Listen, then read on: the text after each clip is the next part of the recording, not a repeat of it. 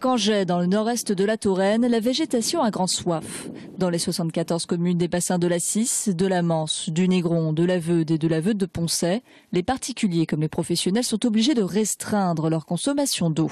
Les agriculteurs doivent diviser par 2 leur irrigation. Et les particuliers ne peuvent ni arroser durant la journée, ni laver leur voiture. Un partage de l'eau qui vise aussi à aménager l'environnement.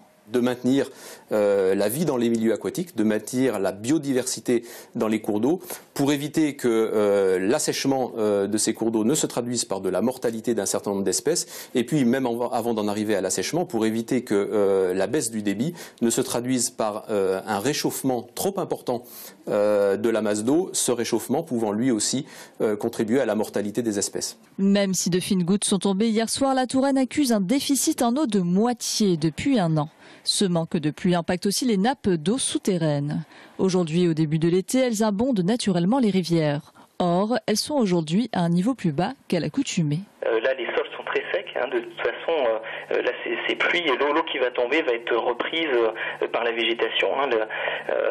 Et ça va rester au niveau des sols. Ça va sans doute pas s'infiltrer vers les nappes souterraines.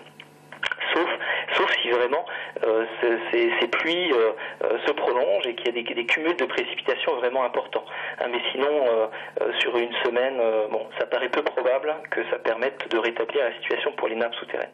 Le scénario d'une sécheresse durant l'été semble se dessiner, sauf si la météo en décide autrement. Jeudi prochain, l'Observatoire de la sécheresse doit se réunir pour décider de la suite à donner aux restrictions en eau.